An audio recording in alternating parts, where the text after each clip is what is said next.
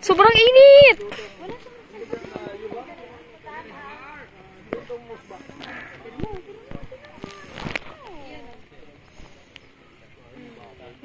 Yung tubig na malakit niya yun.